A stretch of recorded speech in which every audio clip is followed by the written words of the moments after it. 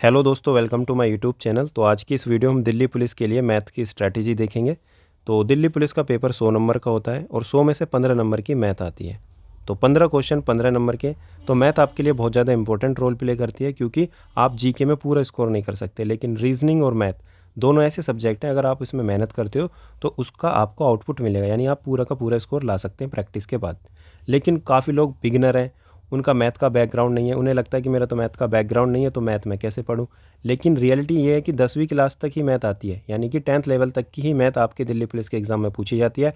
Advance math के सिर्फ आपको 2 टॉपिक मिलेंगे, एक तो मेंसुरेशन और एक अलजेब्रा।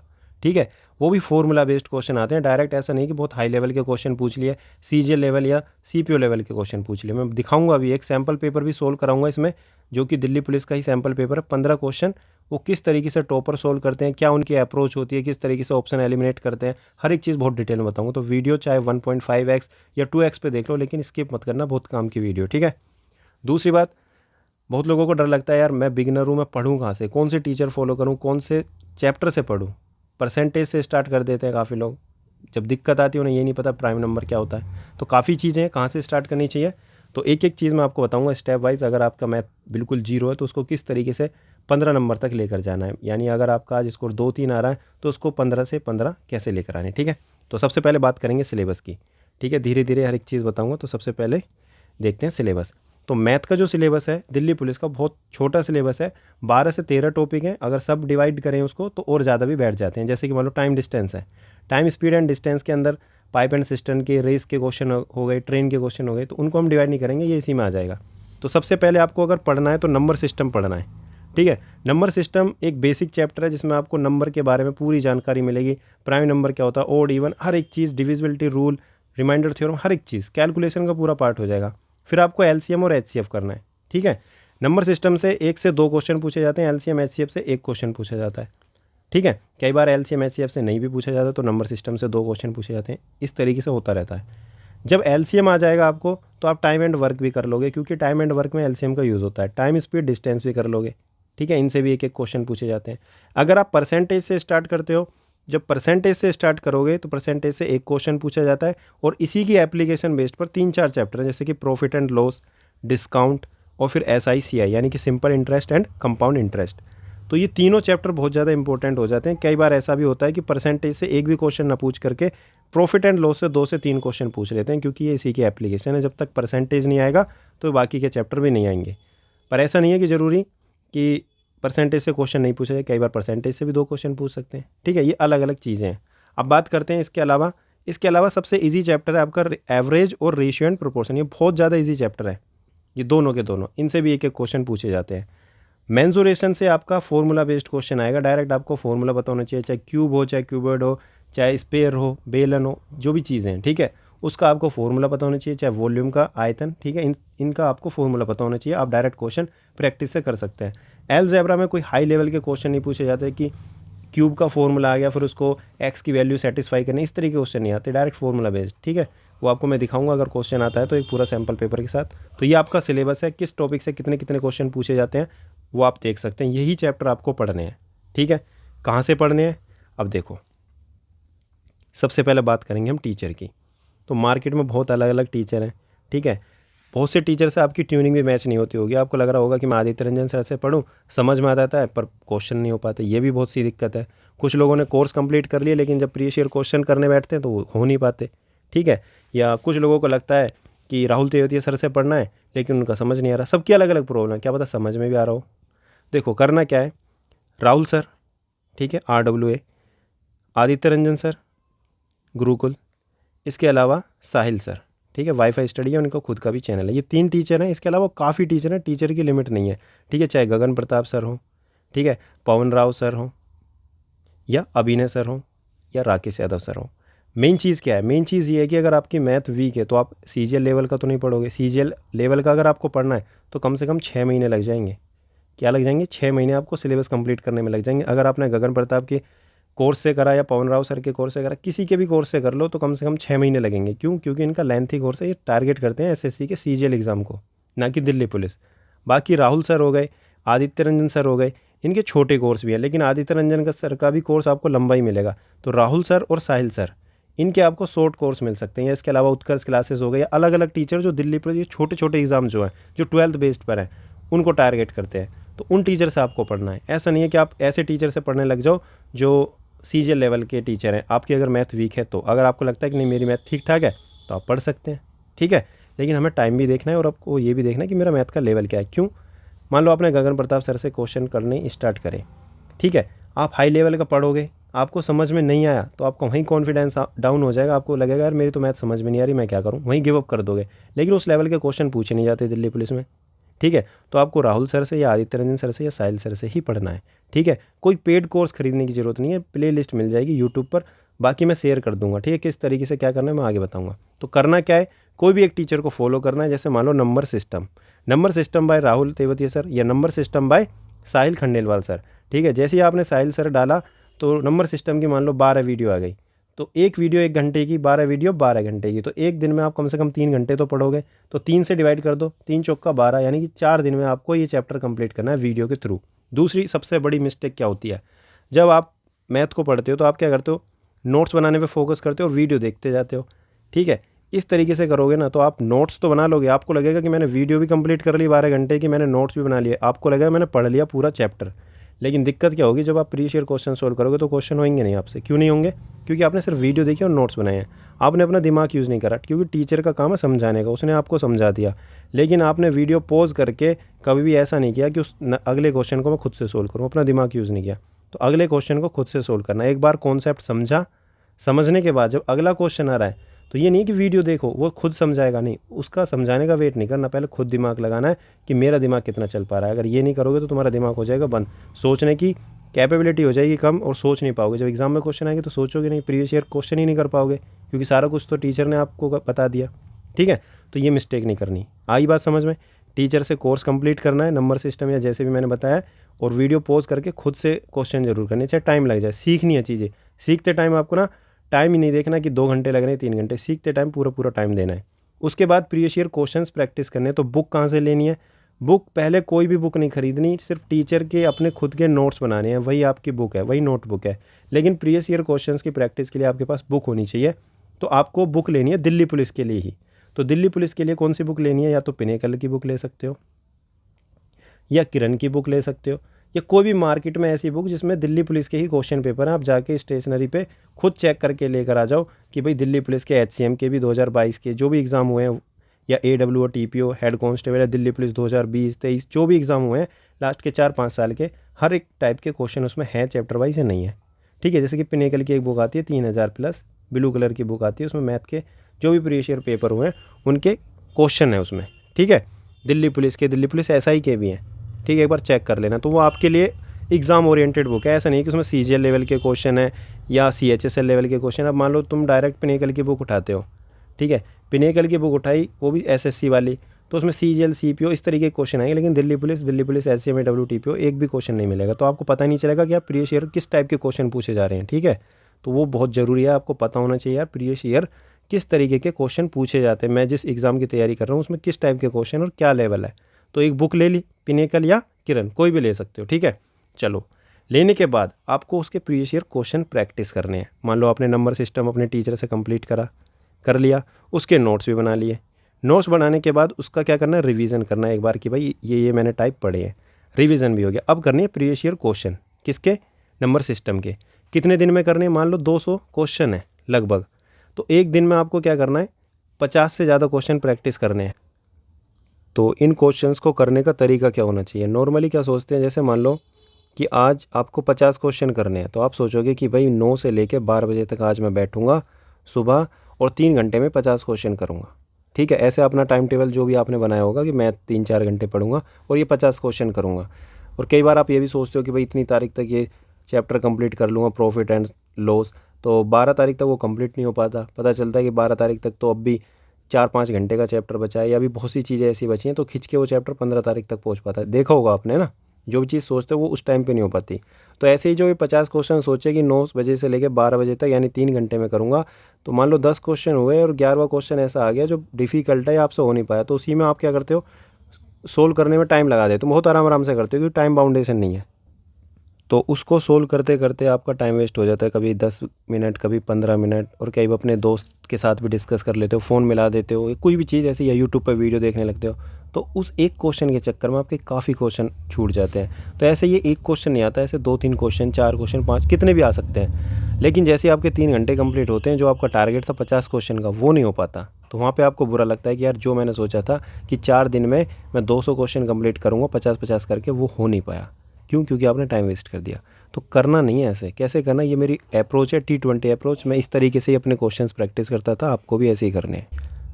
तो ये T20 अप्रोच आपको डिस्ट्रैक्शन से बताएगी, एकदम आउटपुट देगी बेस्ट। ठीक है, कैसे देगी? आपको करना क्या है कि 20 मिनट का टाइमर सेट करना है अपने फ़ोन में।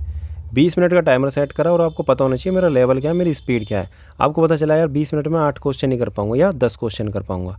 ठीक है, 8 से 10 क्वेश्चन कर पाऊँगा 20 मिनट में, मेरा यही लेवल है। ठीक है, तो 20 मिनट का टाइमर लगाया, क्वेश्चन मान लो 1 2 3 4 5 6 7 8 9 10 11, इस तरीके से क्वेश्चन है आपकी बुक में। तो ऐसा नहीं है कि लाइन से क्वेश्चन कर दिए, नहीं। मान लो पहला क्वेश्चन हो गया, ठीक है, दूसरा हो गया, तीसरा हो गया, चौथा हार्ड आ गया, तो स्किप एकदम। आपको लग रहा है नहीं हो पा रहा है, 1-2 मिनट के अंदर, 1 मिनट के अंदर ही, 2 मिनट भी नहीं, या रीड करते ही 30 सेकंड में पता चलेगा कि नहीं हो पाएगा, कॉन्सेप्ट अलग लग रहा है, यार मैं सोच नहीं पा रहा, एकदम स्किप कर देना है। 5वां क्वेश्चन भी आ गया ऐसा, तो स्किप कर देना है। 6ठा, 7वां, 8वां, ऐसे करके ना, जैसी 20 मिनट कंप्लीट हो जाती हैं, एकदम आपका अलार्म, ठीक है, वो बजेगा, तो आपको क्या करना है कि आपको चेक करना है कि मेरे कितने क्वेश्चन हुए। तो जैसे 20 मिनट कंप्लीट होगी, 1 2 3 4 5 6 7 8 9, या 9 क्या पता 9 ही हो पाए, 10 ना हो पाए, या 10 की जगह क्या पता 11 हो पाए। तो जब टाइम के साथ करोगे, पहली चीज़ स्पीड बढ़ेगी। ठीक है, प्रेशर हैंडल करना सीखोगे। दूसरी बात, आउटपुट अच्छा आएगा। आउटपुट अच्छा का मतलब जितना सोचोगे उतना आप कर भी पाओगे। जो हार्ड क्वेश्चन है उसको स्किप करना सीखोगे, और फिर इनके लिए अलग से अपना टाइम निकाल सकते हो। ठीक है, क्योंकि इसकी टाइम वेस्टिंग क्वेश्चन है, इसमें आपका दिमाग भी लगेगा और ज़्यादा टाइम भी जाएगा। इनके चक्कर में आप बाकी क्वेश्चन को छू भी नहीं पाओगे, तो बहुत बुरा लगेगा कि यार मैं कर ही नहीं पाया ज़्यादा क्वेश्चन। इस तरीके से आपको करना क्या है, 20 मिनट का टाइमर सेट, 8-10 क्वेश्चन, फिर 5 मिनट का ब्रेक, एकदम सांस ले लेनी है। ठीक है, फ़ोन चेक कर लेना, मैसेज चेक कर लेना, जो आपका मन करे वो कर लेना। लेकिन ऐसा नहीं कि 3 घंटे का टारगेट सोचा, 50 क्वेश्चन, उसमें बीच बीच में फ़ोन यूज़ करो, नहीं। अपना टाइम अलग रख लो, 5 मिनट बिल्कुल रेस्ट, जो आपको करना है, पानी पी लो, कुछ भी। फिर दोबारा 20 मिनट का टाइमर सेट, 8 से 10 क्वेश्चन, और यही चीज़ आपको 6 बार करनी है। 6 बार मतलब 20 × 6 120 मिनट। 120 मिनट का मतलब 2 घंटे, और 5-5 मिनट के 5 बार ब्रेक, यानी कि आधा घंटा। तो 2 घंटे आपके मैथ के, आधा घंटा आपका ब्रेक का, और ये 2 घंटे में आप कम से कम कितने क्वेश्चन कर पाओगे, 6 8 48 और 60, यानी कि लगभग 50+ क्वेश्चन आप कर लोगे। ठीक है, ये चीज़ आपको करनी है। पर ये जो क्वेश्चन हो नहीं पाए, जो आपने सर्किल करे हैं, ये क्वेश्चन है मार्क। ठीक है, ये आपको अपनी बुक में मार्क करने हैं। मान लो एक चैप्टर में 200 क्वेश्चन है। ठीक है, 200 में से लगभग 30 क्वेश्चन ऐसे हैं जो आपसे हो नहीं पाए, या आपको लग रहा है यार पहली बार में नहीं हो पा रहे, तो वो आपने मार्क कर दिए। तो ये मार्क क्वेश्चन ही आपके लिए इंपॉर्टेंट है। क्यों? क्योंकि आपने नंबर सिस्टम चैप्टर अपना पढ़ लिया, किसी टीचर से नोट्स भी रिवाइज़ कर लिए, प्रीवियस ईयर क्वेश्चंस भी हो गए पहली बारी में। लेकिन ये जो क्वेश्चन है जो आपने मार्क किए हैं, क्या ये दिल्ली पुलिस के एग्ज़ाम के क्वेश्चन नहीं है? एग्ज़ाम में नहीं आए हैं ना। अगर इनकी आपने प्रैक्टिस नहीं करी, या आपने ये मार्क नहीं करे, बस आपने क्वेश्चन प्रैक्टिस कर लिए, एक बार मार्क नहीं किया, ठीक है, तो आप दिल्ली पुलिस में अच्छा स्कोर नहीं कर पाओगे मैथ में। क्यों? क्योंकि आपने ये मार्क नहीं किया। मार्क करने का फ़ायदा क्या है? मार्क करने का ये फ़ायदा है कि 200 में से आपने 30 क्वेश्चन छांट लिए, और ये 30 क्वेश्चन एक दिन में आप प्रैक्टिस कर सकते हो। लेकिन 200 क्वेश्चन को प्रैक्टिस करने के लिए फिर 4 दिन लगाने पड़ेंगे। तो रिवीजन के लिए आपके पास बहुत कम क्वेश्चन है, 30। तो एक दिन आपको टाइम निकालना है संडे के दिन, फिर इन क्वेश्चंस को प्रैक्टिस करना है। फिर इनमें देखना है कि टाइम लगा के कौन कौन से क्वेश्चन हार्ड है, कौन कौन से क्वेश्चन है जो आसानी से हो सकते हैं, या मैं सोच नहीं पाया। कुछ क्वेश्चन तो इसमें ऐसे आएंगे जो ईजी होंगे, आप बस सोच नहीं पा रहे होंगे। कुछ क्वेश्चन आपको हार्ड लगेंगे, फिर उसमें भी आपको स्टार लगाना है। ठीक है, और वही स्टार क्वेश्चन आपके लिए इंपॉर्टेंट होंगे रिवीजन के लिए। ठीक है, तो आपको रिवीजन की नोटबुक यहाँ से तैयार करनी है। ठीक, क्लियर? और ये तो हो गया आपका बुक का। बुक में आप मार्क करोगे, फिल्टर करोगे, फिल्टर करके कम क्वेश्चन बचेंगे। कम क्वेश्चन को बहुत आसानी से एक महीने में आप हर एक चैप्टर के रिवीजन कर सकते हो। लेकिन 200 क्वेश्चन ना दोबारा थोड़ी प्रैक्टिस करोगे। अब बात करते हैं सेव्ड क्वेश्चन। सेव्ड क्वेश्चन मतलब ये तो बुक की बात होगी। सेव्ड क्वेश्चन आते हैं टेक्स्ट बुक पे। जब टेक्स्ट बुक पे आप मॉक दोगे तो वहाँ पे क्वेश्चन का ना तो आप स्क्रीनशॉट लोगे, और ना ही वहाँ पे आप टिक लगाओगे या मार्क करोगे, क्योंकि बुक थोड़ी है। तो टेक्स्ट बुक पे क्वेश्चन होते हैं सेव। लाइब्रेरी का ऑप्शन आता है एक, मैंने टेक्स्ट बुक की एक अलग से वीडियो बनाई है, लिंक डिस्क्रिप्शन में दे दूंगा, उस वीडियो को देखना, बहुत ज़्यादा इंपॉर्टेंट है। अगर आप कॉम्पिटेटिव एग्जाम की तैयारी कर रहे हो, चाहे दिल्ली पुलिस, रेलवे, कोई भी एग्जाम की तैयारी कर रहे हो, बहुत ज़्यादा इंपॉर्टेंट वीडियो वो। तो करना क्या है कि क्वेश्चन सेव करने हैं। सेव करके एक लिस्ट आ जाएगी आपके पास कि ये क्वेश्चन मेरे गलत हुए थे, ये मैंने अटैम्प्ट नहीं कर पाया, उनकी भी आपको प्रैक्टिस करनी है, जैसे आपने मार्क क्वेश्चन की। तो लास्ट में क्या करना है, फिर इनका रिवीजन करना है। सिर्फ इतना काम करना है। ये 4 स्टेप है। पहला, सिलेबस पता चल गया, दूसरा टीचर से सिलेबस कंप्लीट करा, तीसरा बुक से प्रीवियस ईयर क्वेश्चन प्रैक्टिस करी। अप्रोच T20 अप्रोच, इसके मेथड से आपको प्रैक्टिस करनी है, क्योंकि इसके मेथड से करोगे तो कम टाइम में ज़्यादा क्वेश्चन कर पाओगे। क्वेश्चंस करने के बाद जो भी डाउट क्वेश्चन है उनको फिर आपको क्या करना है, रिवाइज करना है, खुद से सोल्व करना है और अपनी रिवीजन नोटबुक में नोट करना है। सिर्फ इतना काम करना है। और मैथ में 15 में से 15 नंबर अगर नहीं आ जाए तो कमेंट सेक्शन में बता देना कि ये मैंने सारे मेथड यूज़ करे थे लेकिन फिर भी मेरा स्कोर बूस्ट नहीं हुआ। चाहे आपका 1 स्कोर आ रहा है, चाहे 2, चाहे बिल्कुल 0 क्यों ना हो, ठीक है। मैथ इंप्रूव करने का यही तरीका है, ठीक है। अगर फिर भी आपको लग रहा है कि नहीं मैं नहीं कर पाऊंगा, मुझे पता ही नहीं चल रहा कि मैथ में नंबर सिस्टम कहाँ से पढ़ूँ तो कितने दिन में पढ़ूँ, उस टीचर ने ये मतलब यूट्यूब पे वीडियो नहीं मिल रही, किसी की वीडियो मिल जाती है, किसी की पूरी वीडियो नहीं मिलती। मतलब होता है कई बार कि नंबर सिस्टम की मिल गई किसी टीचर की तो उसकी परसेंटेज की नहीं है, परसेंटेज की तो इसकी ये नहीं है, तो कहाँ से पढ़ूँ। तो आप हमारा बैच ज्वाइन कर सकते हैं, self study and management programme. इसका मतलब ये गाइडेंस बैच है दिल्ली पुलिस के लिए, जो कि पिछली बार भी मैंने रिलीज़ किया था, इससे पिछली बार भी, ठीक है, 3 बार से चल रहा है। तो इसमें होता क्या है, सेल्फ स्टडी का मतलब किस तरीके से आपको सेल्फ स्टडी करनी है, ठीक है। सेल्फ स्टडी से ही सिलेक्शन होगा, तो सेल्फ स्टडी करने का क्या तरीका होता है वो मैं बताऊंगा। मैनेजमेंट प्रोग्राम मतलब कि आपको किस तरीके से टाइम मैनेज करना है, प्रेशर मैनेज करना है, प्रेशर हैंडल किस तरीके से करना है, बहुत सी चीज़ें हैं जो आपकी तैयारी के दौरान आपके लिए बहुत ज़्यादा इंपॉर्टेंट है। ऐसा नहीं है कि सिर्फ कोर्स खरीद लिया और सिलेक्शन हो गया, नहीं, ठीक है। आपकी कंसिस्टेंसी नहीं बन पाती, आपको पता होगा, जो सोचते हो वो नहीं हो पाता। तो इसमें क्या क्या होगा इस कोर्स में, इसमें बेस्ट कंटेंट विथ लिंक, आपको मैं लिंक दूंगा। जैसे कि मान लो आज डे 1 है तो आज मैथ में ये वाला टॉपिक पढ़ना है, इसकी लिंक ये है और यहाँ से करना है, सब कुछ मिलेगा, ठीक है। इसी तरीके से आपको रीजनिंग का भी, कंप्यूटर का भी और जीके का भी एक एक टॉपिक, एकदम एग्जाम ओरिएंटेड। ऐसा नहीं है जीके का बहुत वास्ट सिलेबस है तो कुछ भी मैंने टॉपिक दे दिया। हमारा जो फोकस होगा वो कंटेंट एकदम बेस्ट होगा, एग्ज़ाम ओरिएंटेड, पूरा एनालिसिस के साथ होगा, ठीक है। आपको खुद सेल्फ एनालिसिस करवाऊंगा मैं, आपको हर एक हफ्ते अपना चेक करना है कि यार मैं सही डायरेक्शन में जा भी रहा हूँ या नहीं जा रहा। मतलब कि मुझे 1 हफ्ता हो गया पढ़ते पढ़ते, कुछ इंप्रूवमेंट हो भी रही है नहीं हो रही, या मेरे 4 महीने बाद ही आँख खुलेगी कि मैं अपना नाश कर बैठा, ऐसा नहीं होगा, ठीक है। इसके लिए आप डायरेक्ट हमारे यूट्यूब चैनल पर प्लेलिस्ट होगी दिल्ली पुलिस का, मैंने पेड भी चलाया था पर लेकिन फ्री भी हमने वीकली टारगेट सीरीज़ चलाई थी, तो उसमें काफ़ी लोगों का जिनका 30 से स्कोर 75+ इस तरीके से इंप्रूव हुआ है, उन्होंने कमेंट भी करी है, ठीक है। उनसे जाके बात करो, टेलीग्राम में जाके हमारे ग्रुप से ज्वाइन मतलब ग्रुप से बात कर सकते हो किसी भी बच्चे से जिसने मतलब अच्छा स्कोर किया, चाहे वो CPO हो CGL हो, तो अच्छे से आप डिस्कस करके तब ले सकते हैं, ठीक है। बाकी खुद भी अपनी आंखों से वीडियो देखो, समझो, पता चलेगा यार हाँ बात में दम है या हो सकता है नहीं हो सकता। बाकी टीचर से भी आप कंपेयर कर सकते हो, ठीक है। इसमें और क्या चीज़ होगी, इसमें स्मार्ट अप्रोच होगी। स्मार्ट अप्रोच का मतलब कि कैसे कम टाइम में चीज़ों को कवर करना है। ऐसा नहीं है कि 6-6, 8-8 महीने सिर्फ मैथ के सिलेबस में लग रहे हैं, फिर बुक कब कंप्लीट करोगे।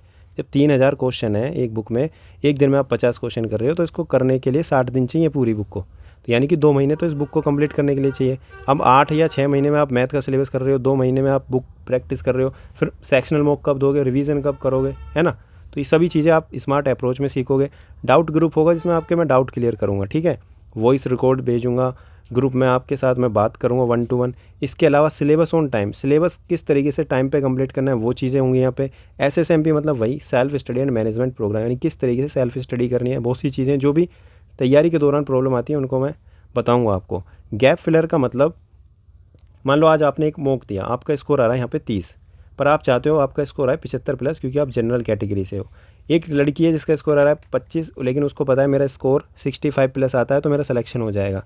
तो इसके बीच का गैप जो है 30 से 75 के बीच का गैप है 45 नंबर का, और यहाँ से 65, इसका भी गैप कितना है 40 का, ठीक है। तो दोनों का अलग अलग गैप है, दोनों का लेवल भी अलग अलग होगा, सबका अलग अलग गैप है। कोई ST SC का होगा, उसको अलग स्कोर चाहिए, ठीक है। कोई चाहता है मैं अच्छी रैंक लेकर आऊँ 80+, 85+, सबका अलग अलग टारगेट है। तो इसके बीच का जो गैप है, यानी कि जो आपका अभी लेवल है और जो आप एक्सपेक्ट कर रहे हो अपने आप से कि भाई इतना मेरा स्कोर आ जाए, इसके बीच का जो गैप है ना उसको किस तरीके से फिल करना है वो मैं आपको बताऊंगा, ठीक है। अगर आप इस टारगेट सीरीज़ को ज्वाइन करना चाहते हो तो आप ज्वाइन कर सकते हो, उसका मैं प्रोसेस एक बार बता देता हूँ आपको किस तरीके से ज्वाइन करना है। तो ज्वाइन करने के लिए देखो, ये जो आपको मैंने ये QR कोड दिया है, ठीक है। इस QR कोड को स्कैन करके आपको 299 पे करने हैं, ठीक है। 299 पे करने हैं किसके लिए, 120 दिन की टारगेट सीरीज़ के लिए। इसमें आपको डेली टारगेट मिलेंगे 4 महीने के लिए। पे करने के बाद पेमेंट का स्क्रीनशॉट आपको 8860131140 इस व्हाट्सएप पर भेजना है। व्हाट्सएप पर भेजने के बाद आपको एक लिंक मिलेगी टेलीग्राम चैनल की, प्राइवेट ग्रुप होगा वो, उसमें मैं आपको ऐड करूँगा। लेकिन उसी के साथ मैं आपको एक रोल नंबर भी दूंगा। जैसे मान लो आपको रोल नंबर दिया DP103, ठीक है, ये मैंने रोल नंबर दिया। तो टेलीग्राम, मान लो आपका टेलीग्राम पे आपका नाम है अनुज, तो आप अपने नाम के पीछे लिखोगे अनुज DP103, इससे पता चलेगा ये हमारा स्टूडेंट है, इसको मैंने पेड बैच में ऐड करना है। ठीक है, तो ऐसे आपको ये जो भी मैं रोल नंबर दूंगा सबका अलग अलग होगा। ठीक है, वो आपको यहीं ग्रुप पे मतलब जो आप व्हाट्सअप करोगे वहाँ पे मिल जाएगा। ठीक है, तो आपका यही काम है, पे करना है, स्क्रीनशॉट भेजना है, लिंक मिलेगी और ये नाम लिखना है, आप ऐड हो जाओगे 12 घंटे के अंदर। और टारगेट बैच स्टार्ट हो रहा है 14 नवंबर 2024 से। इसकी वीडियो मैं पहले भी निकाल चुका हूँ विथ फुल एक्सप्लेनेशन, क्या क्या होगा, आपको बहुत डिटेल में जानना है कि क्या क्या होगा इस बैच में, तो आप उस वीडियो को देख सकते हैं, लिंक डिस्क्रिप्शन में दे दूँगा। तो कल से बैच स्टार्ट होगा। और जैसे मान लो मंडे का टारगेट है, तो मंडे का टारगेट आपको संडे की रात को मिलेगा और ट्यूसडे का टारगेट मंडे की रात को, यानी एक दिन पहले ही आपको रात में टारगेट बता दिया जाएगा कि ये चीज़ आपको करनी है। ठीक है, चलो अब बात करते हैं अपने प्रीवियस ईयर बेस्ड मॉक की, यानी कि पिछले साल किस किस टाइप के क्वेश्चन आएगा। आपको पता भी तो होना चाहिए कि मैथ का लेवल क्या है, किस लेवल का मुझे मैथ पढ़ना है। तो यहाँ पे मैं बताऊँगा किस तरीके से सॉल्यूशन करते हैं। चलो अब स्टार्ट करते हैं बिना टाइम वेस्ट करें। वीडियो थोड़ी लेंथी हो जाएगी पर कोई नहीं। What is the least number, यानी कि ऐसा छोटा नंबर बताओ which should be added to 3432। English में है लेकिन मैं हिंदी में भी बताता जाऊँगा। ठीक है, प्रॉब्लम नहीं होगी बिल्कुल भी। तो ऐसा कौन सा छोटा नंबर है जो हम ऐड करें 3432 में कि उसका जो सम है यानी उसका जो जोड़ है वो एग्जैक्टली डिविजिबल बाय 10, 5, 4 और 2, यानी इन चारों से डिवाइड हो जाए। यानी कि इसमें मैं क्या ऐड करूं, जो भी नंबर आए ऐड करने के बाद वो किस किस से डिवाइड हो जाए, 10, 5, 4 और 2 से। तो यहाँ पे सबसे पहले जो स्मार्ट अप्रोच के साथ चलेगा वो 10 पे फोकस करेगा। क्यों? क्योंकि 10 से अगर किसी नंबर को डिवाइड करना है तो उसके लास्ट में क्या आना चाहिए, 0 आना चाहिए, यानी कि 3, 4, 3, तो यहाँ पे 0 आ जाएगा तो आसानी से डिवाइड हो जाएगा। यानी कि जो नंबर है इसमें लास्ट में 0 आ जाएगा। तो 0 कब आएगा, 2 में कितना जोड़ूँ मैं जो 0 आ जाए, 8, तो ऑप्शन नंबर डी करेक्ट। 6 जोड़ूंगा तो 8 आएगा, 5 जोड़ूंगा तो 7 आएगा और 10 जोड़ूंगा तो 2 में तो 12 आएगा, यानी लास्ट में 2 ही रहेगा। तो ऑप्शन नंबर डी करेक्ट। इतना ही सोचना है, बाकी 4, 5, 2 उनको मारो गोली।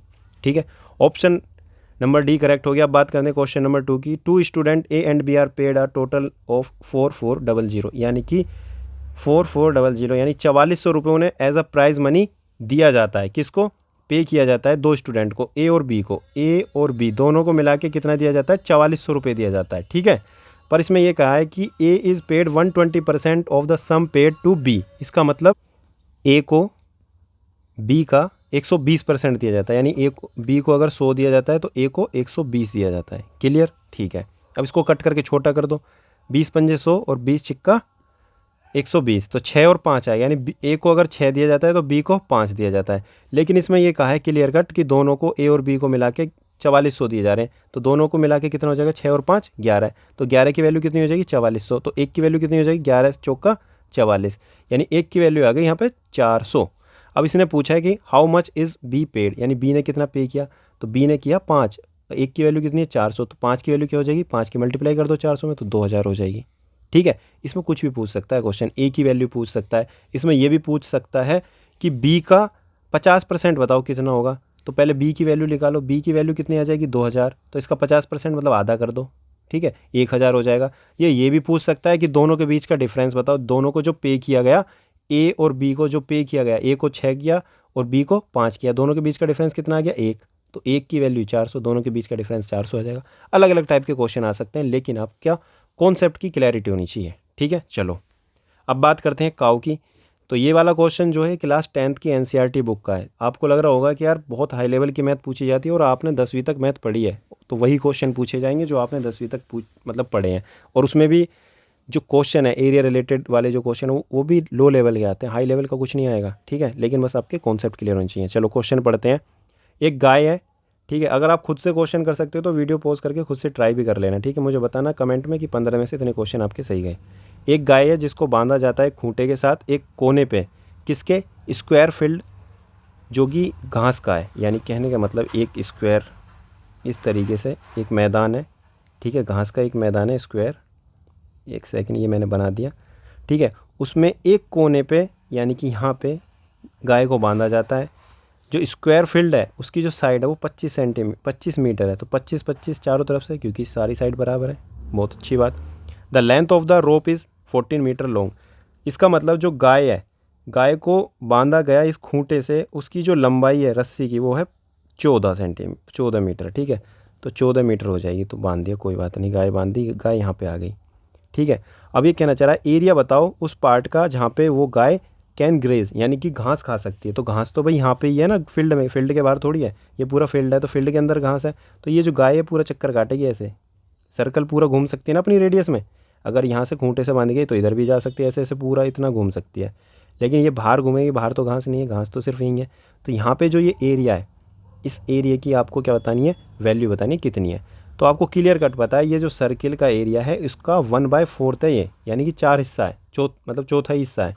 तो पाई आर स्क्वायर आता है सर्कल का एरिया, उसका 4 से डिवाइड कर दो तो ये आपका एरिया आ जाएगा। क्लियर, ठीक है। तो एरिया कैसे निकालना, 1/4, पाई की वैल्यू क्या आ जाएगी, यहाँ पे गिवन है 22/7, आर स्क्वायर मतलब आर की 2 बार मल्टीप्लाई, और आर की वैल्यू क्या है, आर यही है रेडियस, रेडियस क्या है जो रस्सी है, रस्सी की लंबाई 14, तो 2 बार मल्टीप्लाई हो गई आर स्क्वायर, 7 दूनी 14, इससे ये कट जाएगा 2, फिर 2 से ये कट जाएगा 1, तो 1 की 4 से मल्टीप्लाई करेंगे तो लास्ट में 4 ही आएगा, यानी कि 154 आएगा वैसे तो यूनिट डिजिट से आप कर सकते हैं। अगर मान लो यहाँ पे 1 1 1 4 और यहाँ पे 3 2 इस तरीके से मल्टीप्लिकेशन आता तो आप क्या करते हैं 1 4 4 4 2 जा 8, तो ऐसा ऑप्शन देखते हैं जिसके लास्ट में 8 है।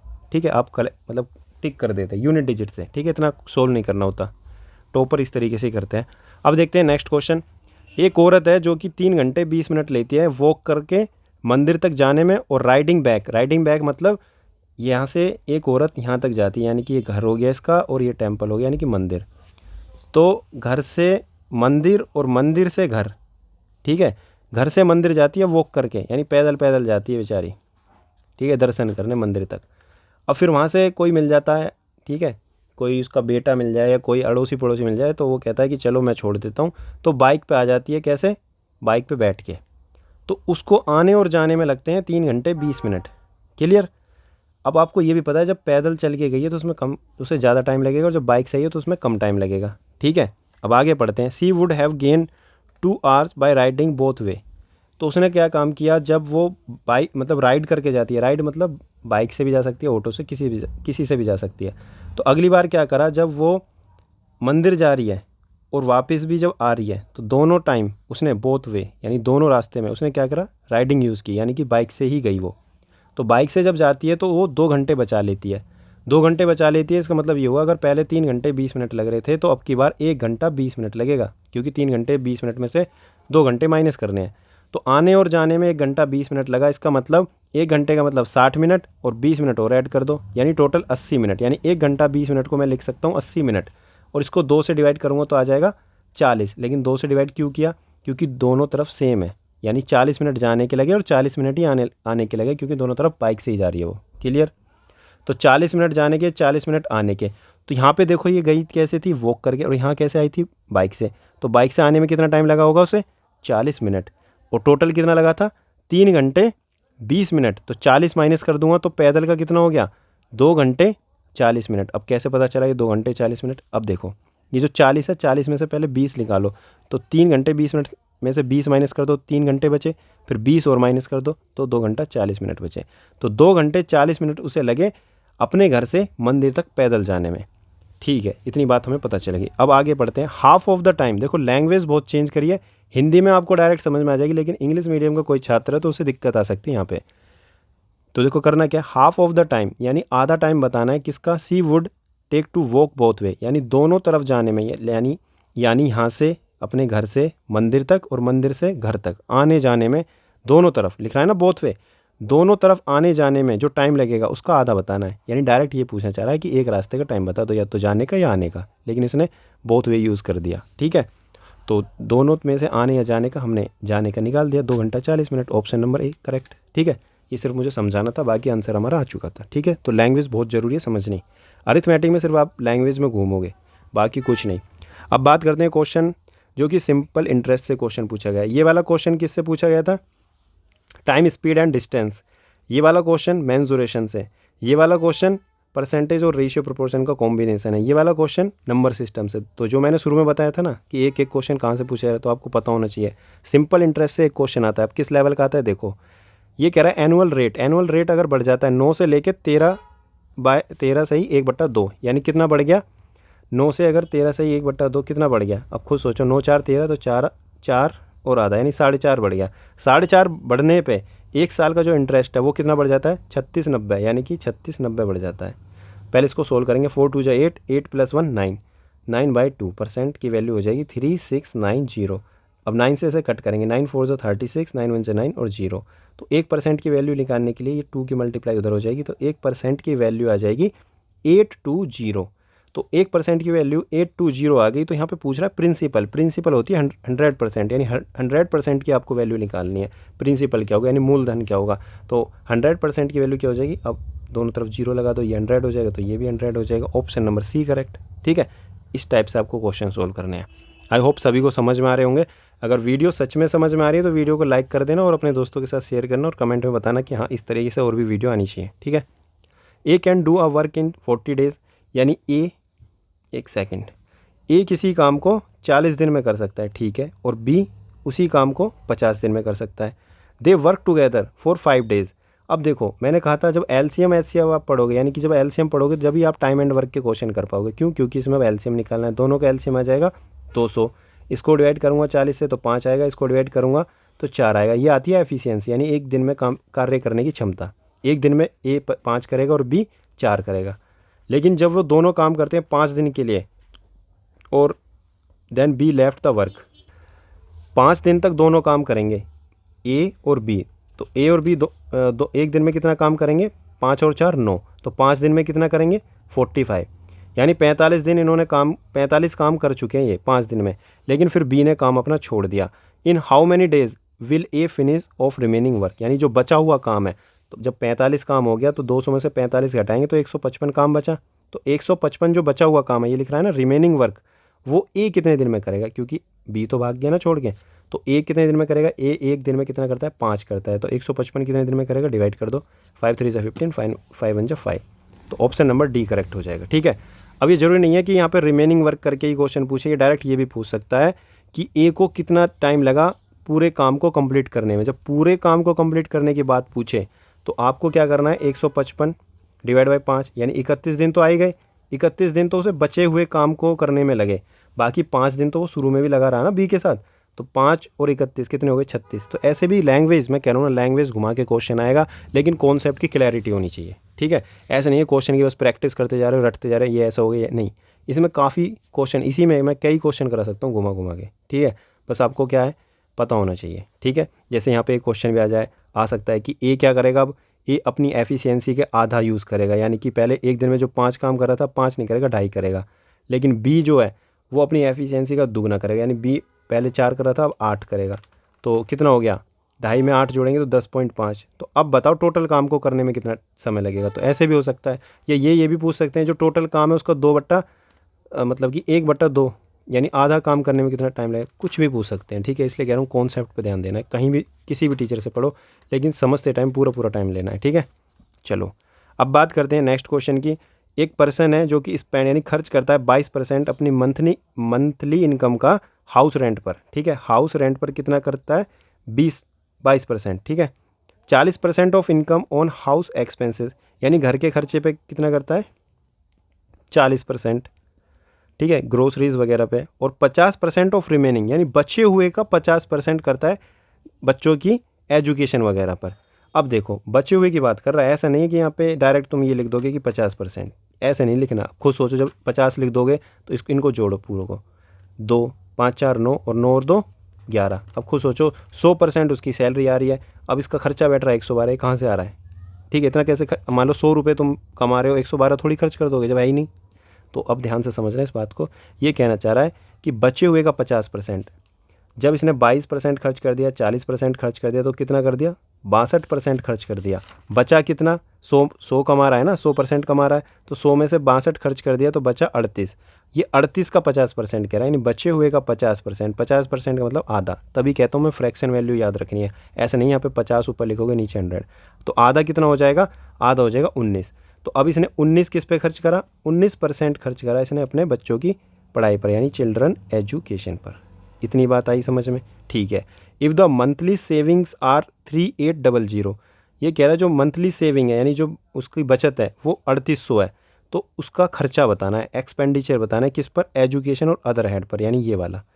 ठीक है, ये वाला बताना है, 19% की वैल्यू बतानी है। क्लियर, ये क्या पूछना चाह रहा है, खर्चा बताना है किसका, एजुकेशन पर और अदर हेड पर, यानी यही चीज़। जैसे कि 50% ऑफ रिमेनिंग किस पे खर्च करा, चिल्ड्रन एजुकेशन और अदर हेड पर। तो हमें इसकी वैल्यू बतानी है 19 की। क्लियर, अब ध्यान से समझो इसको कैसे करना है।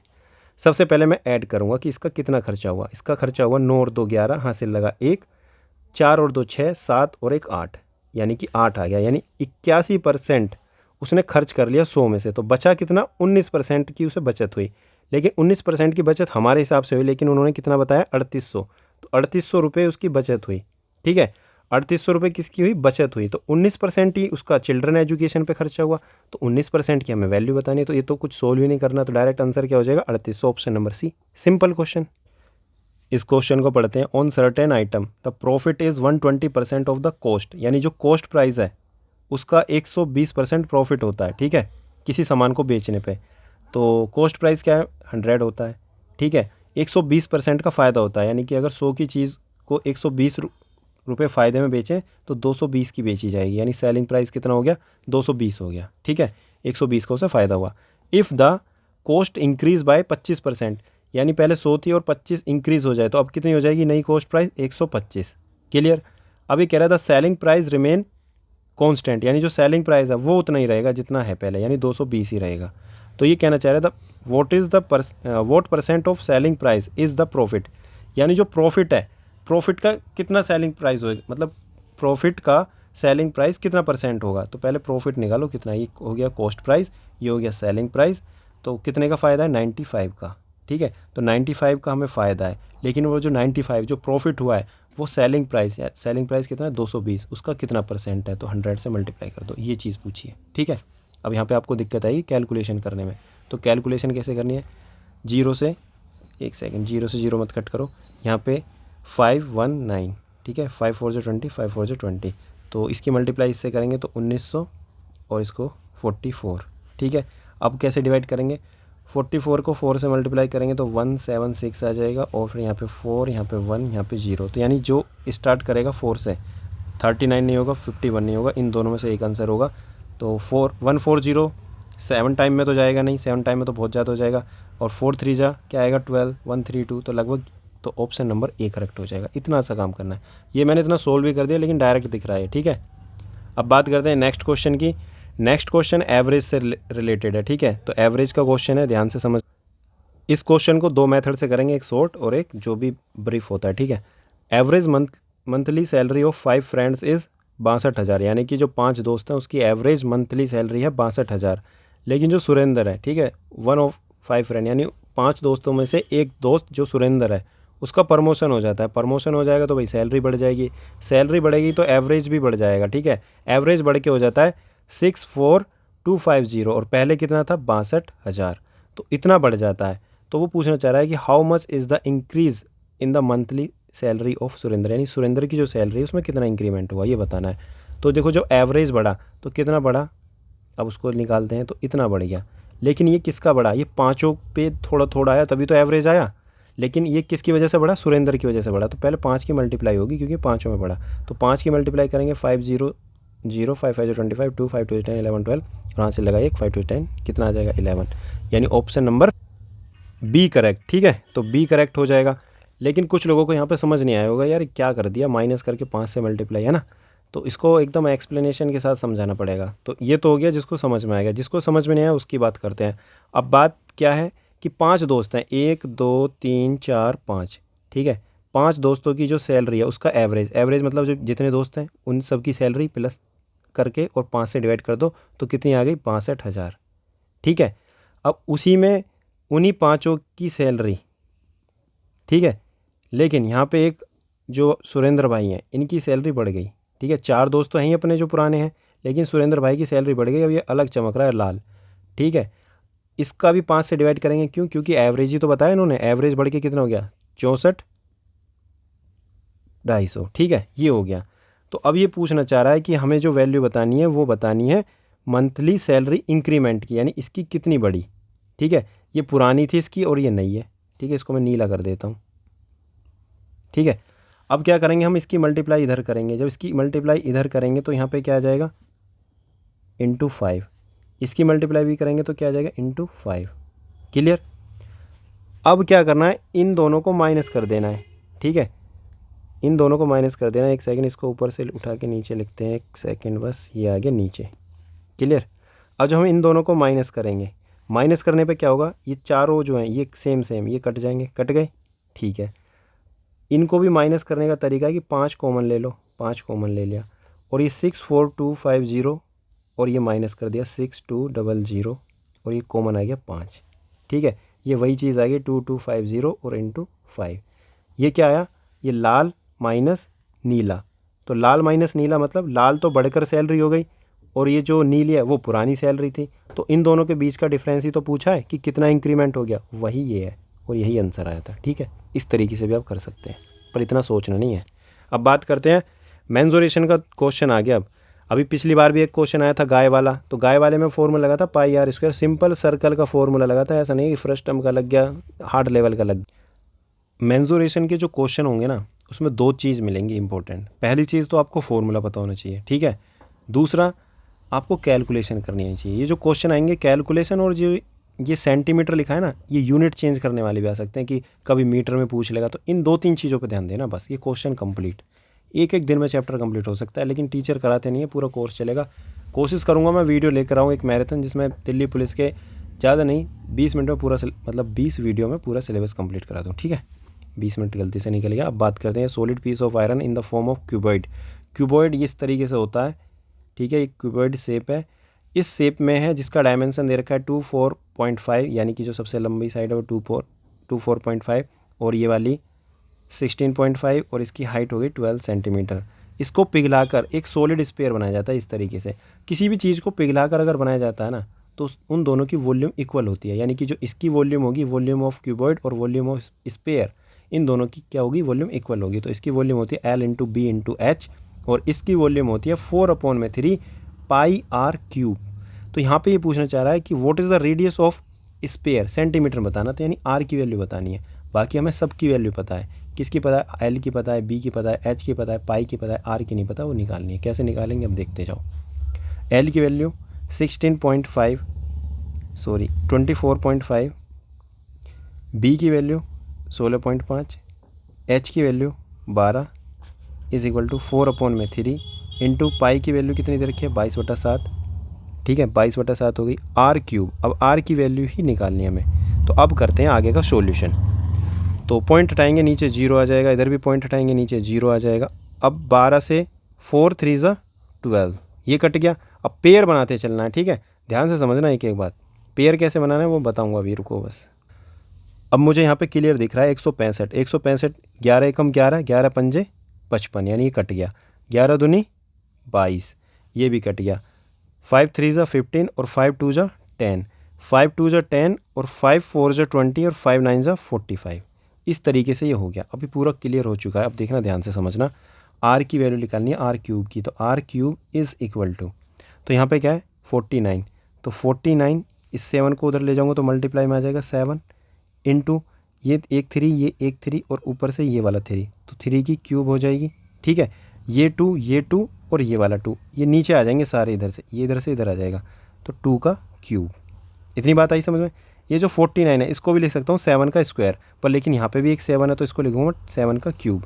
तो कुल मिला के बात ये आ गई कि यहाँ पे ये पूरा हर एक नंबर के पीछे क्या है, क्यूब लग रहा है ऊपर, तो मैं इसको डायरेक्ट लिख सकता हूँ R cube is equal to 7 into 3, यहाँ पे आ गया 3/2 और इस पूरे पे क्यूब लगा दूँगा क्योंकि सभी पे क्यूब है, और क्यूब से क्यूब कट जाएगा तो आर की वैल्यू आ जाएगी 7 इंटू 3/2, 7 3 ज़ा 21, 21/2 यानी 21 का आ जाएगा आधा 10.5। तो ऑप्शन नंबर कौन सा करेक्ट हो जाएगा, ए। अब आपको लग रहा होगा यार ये क्यूब वगैरह इस तरीके से लिख दे, हम तो ऐसे नहीं करते, हम तो मल्टीप्लाई करके पूरा कैलकुलेशन करते। तो ये सब चीज़ें कैसे पता चलेगी, ये प्रैक्टिस से पता चलेगी, ठीक है। प्रैक्टिस करोगे ना जब इस टाइप के क्वेश्चन, तो ही समझ में आएगा। अब जैसे मान लो ये बहुत ही ईजी क्वेश्चन आ गया आपके सामने, इसको तो पॉज करके खुद से कोशिश करो कि गलत ला रहे हो आंसर या सही ला रहे हो। क्वेश्चन में समझा देता हूँ। ये कह रहा है how much be the multiplication of 0.529 and 2.01 is more than, मतलब मोर बाय 1, यानी इन दोनों की मल्टीप्लाई करने पे ये बताना है 1 से कितना ज़्यादा है।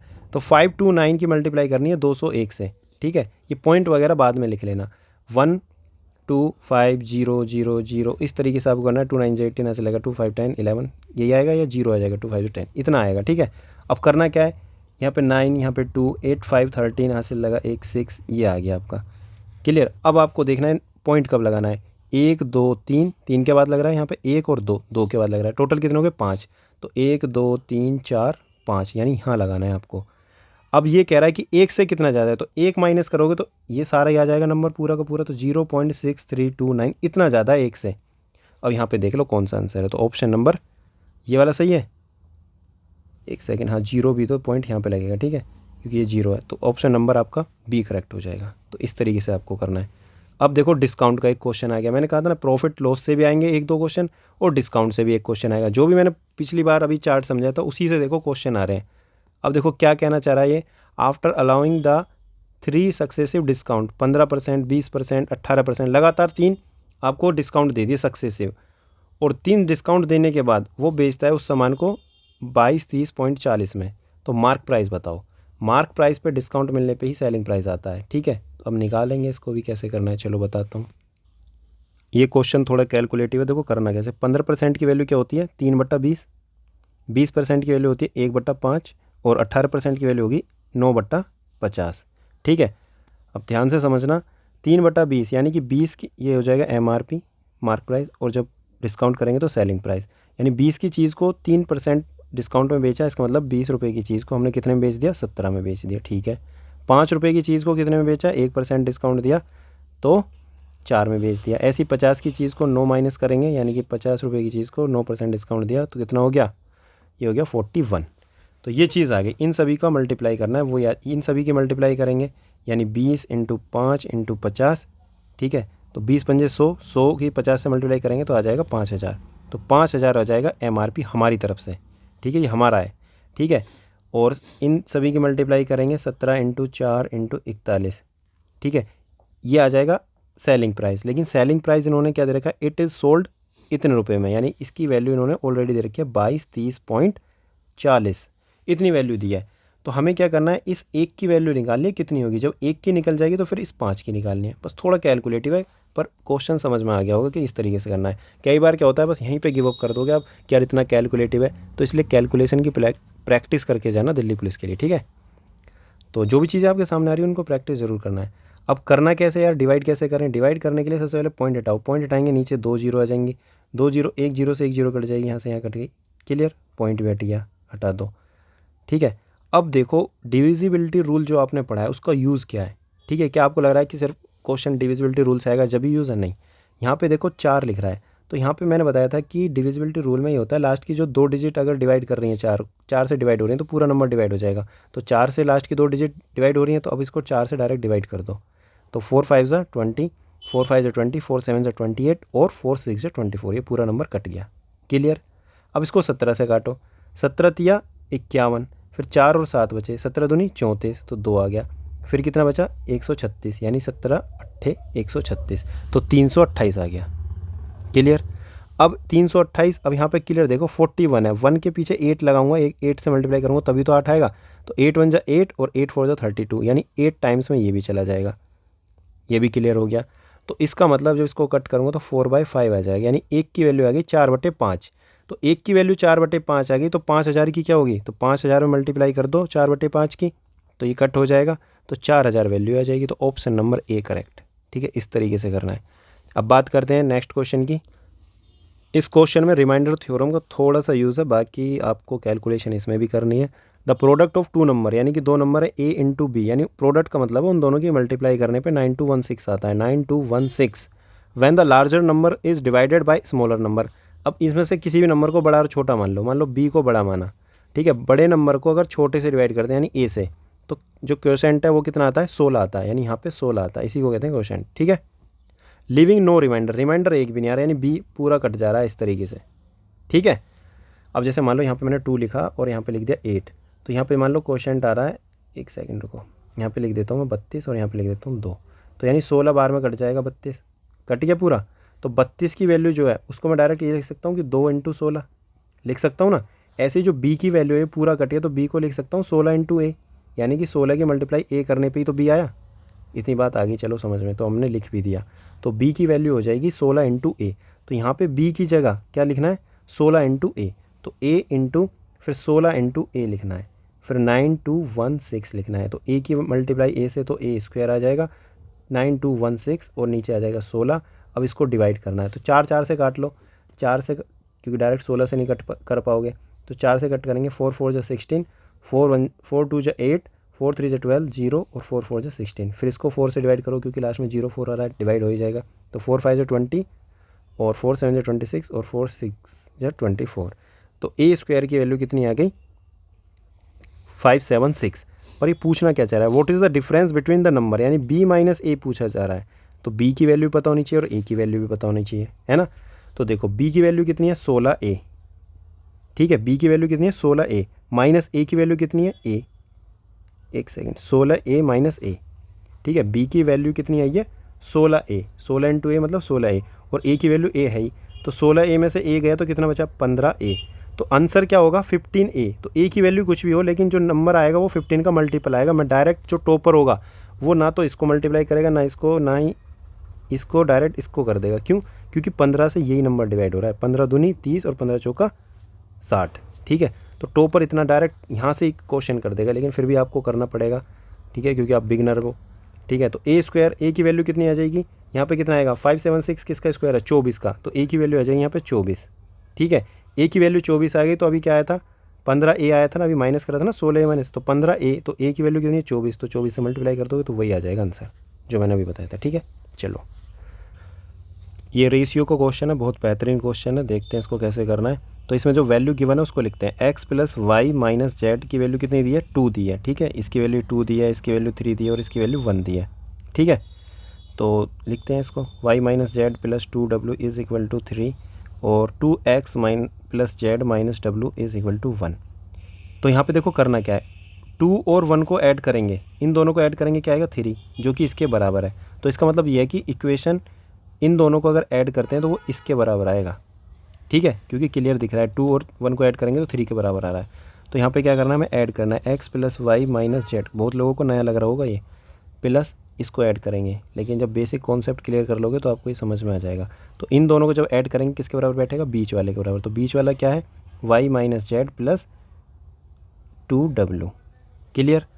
चलो अब करते हैं इसका सॉल्यूशन। अब x वाले एक साथ जोड़ लो। तो x वाला यहाँ पे एक ही है और यहाँ पे एक ही रहा, 3x हो गया। y वाला एक ये है, बाकी है नहीं तो प्लस y रहेगा। z वाला एक z ये रहा और एक z ये रहा, यानी ये कट हो जाएंगे। तो कट हो जाएंगे तो इसको कट कर दो क्योंकि प्लस माइनस है, तो बचा यहाँ पे w। क्लियर। चलो अब आगे करते हैं। ये y, ये z और ये w, ये सभी अलग हैं, इसको अलग ही लिख लेते हैं। ठीक है, अब क्या करना है? 3x ऐसे ही रहेगा। क्लियर। ये w जो है ये वाला, ठीक है, ये उठ के इधर आ जाएगा, ये वाला माइनस का, ये जो है 2w, तो यहाँ आ जाएगा माइनस का 3w, क्योंकि माइनस का ये w है और 2w इधर आएगा तो ये माइनस हो जाएगा। तो माइनस का 2w और w माइनस का 3w। ये जो y है प्लस का, ये वाला प्लस का, ये कट जाएगा। और ये जो z है माइनस का, ये भी इधर आ जाएगा, ये हो जाएगा प्लस का। कितना हो गया? यहाँ पे बच गया 0। क्लियर। ठीक है, इतनी बात आ गई समझ में। अब हमें क्वेश्चन देखना है, क्वेश्चन में क्या पता करना है।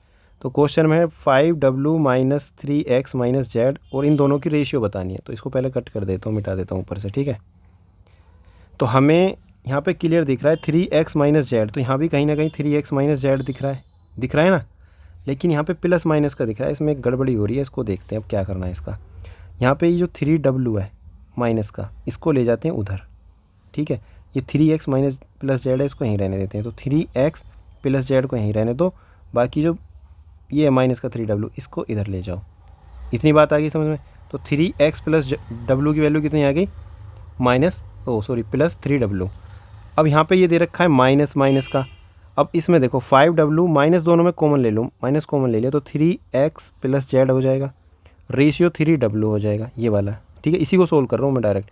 5w 3x प्लस जेड की वैल्यू कितनी हो जाएगी? 3w। तो 5w माइनस इसकी वैल्यू हो जाएगी 3w। अब ये 3w है ही, 5w में से 3w जाएंगे तो 2w बचेगा और ये 3w है ही, w से w कट गया तो 2 रेशियो 3 आ जाएगा। इसका answer option number C correct हो जाएगा। क्लियर। इस तरीके से करना है, थोड़ा ट्रिकी था ना। अभी कितने क्वेश्चन बच रहे हैं देखते हैं, सिर्फ ये लास्ट क्वेश्चन बचा है। ठीक है, इसको आपको मैं होमवर्क के लिए देता हूँ। ठीक है, ये किससे रिलेटेड है question? The sum invested, compound half yearly और सिंपल इंटरेस्ट। ठीक है, सिंपल इंटरेस्ट और कंपाउंड इंटरेस्ट दोनों का कॉम्बिनेशन है। यानी मैंने कहा था ना, देखो शुरू में ही दिखाया था, पीछे जाना पड़ेगा, बहुत लंबा लग जाएगा। SI और CI। ठीक है, CI और SI के कितने क्वेश्चन आते हैं? 1 से 2 आते हैं, मैंने बताया था। और एक क्वेश्चन हम सोल्व कर चुके हैं जो कि 9 से 13/2 ये वाला हुआ था, है ना। ये वाला क्वेश्चन कर चुके हैं, तो ये आ गया एक और क्वेश्चन। तो जो जो चीज़ें मैंने बताई है ये प्रीवियस ईयर बेस्ड है, कोई भी क्वेश्चन पेपर उठा के देख लेना और जो पहला चार्ट दिखा था वो देख लेना, दोनों सेम ही है, ठीक है। वहीं से क्वेश्चन उस टाइप के आएंगे। तो देखो ये लेवल है दिल्ली पुलिस का, क्वेश्चन ज़्यादा हाई फाई नहीं है, कुछ कैलकुलेशन बेस्ड है और कुछ फॉर्मूला बेस्ड है, बाकी लैंग्वेज समझनी है आपको, क्लियर। तो ये चीज़ें आपको करनी है। अगर आपको लग रहा है कि नहीं कर पाता मैं, तो भाई कमेंट सेक्शन में आप बताओ करंट स्टेट क्या है आपकी, और अपना जो मेरा बैच है वो ज्वाइन कर सकते हो, कमेंट कर सकते हो यूट्यूब चैनल पर इसी पे कि हाँ मेरा ये स्कोर है और इस तरीके से बैच।